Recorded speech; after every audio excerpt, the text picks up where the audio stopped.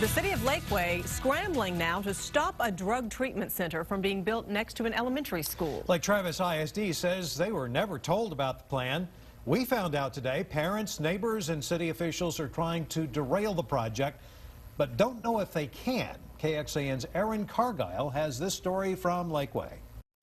Well, good evening. This is not just a lot of talk. You can see crews are out here right now getting this land ready to build this treatment facility. But parents and community members still want to do what they can to get this construction stopped.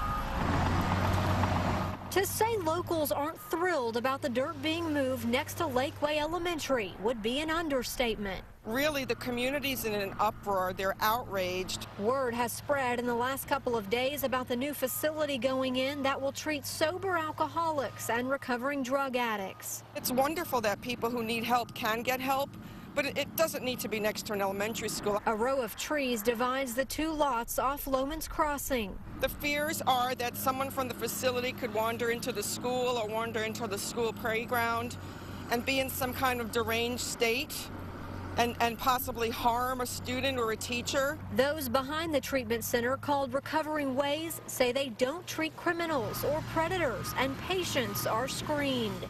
Somehow, if they use drugs or abuse drugs, they are almost automatically are also criminals, and that's a misconception. It's simply, not true. We spoke to the executive director by phone Tuesday before she jumped on a plane heading to Austin.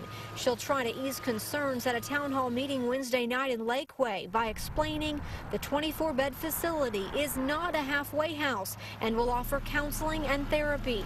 The city says the treatment center didn't have trouble getting the proper permits to be here because it was already zoned commercial and they're classified differently than, say, a drug rehab center where people go to get clean.